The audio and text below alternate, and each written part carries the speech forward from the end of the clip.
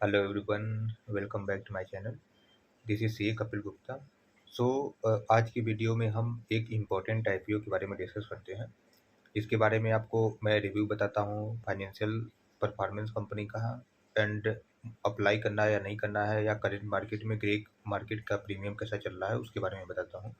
तो जो कंपनी है वो प्लाजा वायर्स है, और प्लाजा वायर्स का जो इनकॉर्पोरेशन हुआ था वो 2006 में हुआ था।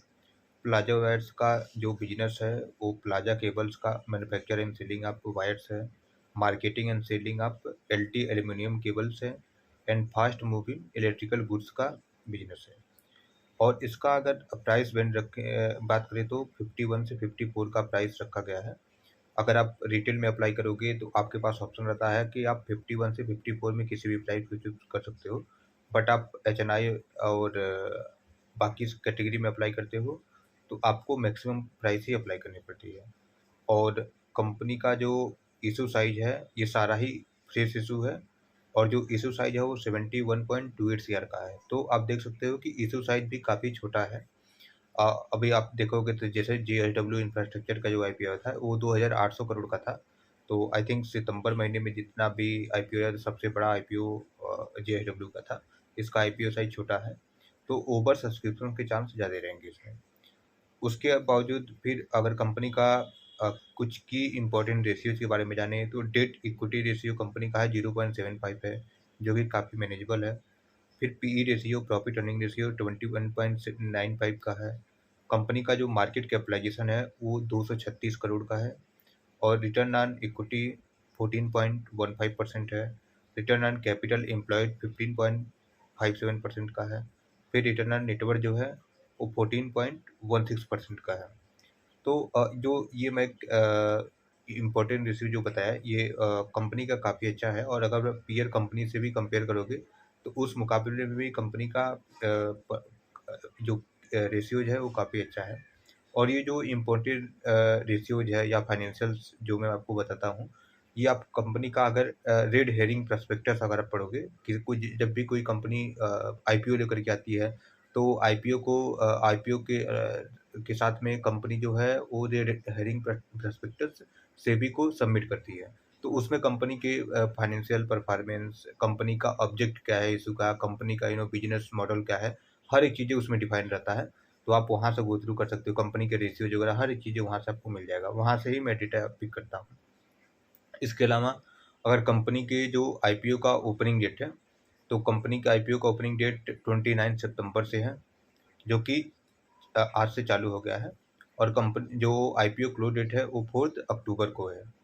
और जो अगर किस जो भी आईपीओ में अप्लाई किया है और उसका जो अलॉटमेंट रहेगा वो 9 अक्टूबर को अलॉटमेंट हो जाएगा। फिर इनिशिएशन ऑफ रिफंड जो रहेगा वो 10 अक्टूबर को रहेगा, मतलब जिसको अलॉटमेंट नहीं मिल पाता है उसको रिफंड मिल जाएगा 10 अक्टूबर को। और उसके बाद जो लिस्टिंग रहेगा स्टॉक एक्सचेंज पर, वो 12 अक्टूबर को फाइनली स्टॉक एक्सचेंज पर लिस्टिंग हो जाएगा। बट इस समय जितने भी आईपीओ आ रहे हैं T+3 डे के हिसाब से आ रहे हैं, तो मतलब 12 अक्टूबर से पहले ही ये स्टॉक एक्सचेंज पर लिस्टिंग इसका हो जाएगा। इसके अलावा कंपनी के फाइनेंशियल्स की अगर बात करें तो कंपनी का फाइनेंशियल्स अगर कंपनी की एसेट्स की बात करें तो उसमें जो 2021 में 99.28 सीआर का हुआ करता था, जो कि बढ़ करके 31 मार्च 2023 को 112 सीआर का हो गया। एंड कंपनी का जो रेवेन्यू था 31 मार्च 2021 को 145 सीआर का था, जो कि बढ़ के 182 सीआर का हो गया 31 मार्च 2023 में। फिर उसके बाद प्रॉफिट आफ्टर टैक्स जो 2021 में 4.24 सीआर का हुआ करता था, वहीं बढ़ के 31 मार्च 2023 में 7.51 सीआर का हुआ है। तो आप देखेंगे कि प्रॉफिट का फिगर काफ़ी छोटा है, कंपनी भी छोटी कंपनी है, कोई बहुत बड़ी कंपनी नहीं है। और कंपनी का जो नेटवर्थ है वो 53.08 सीआर का है, और कंपनी का जो बोरोइंग है 43 सीआर 2021 में हुआ करता था, जो कि घट के 39 सीआर हो गया 2023 में।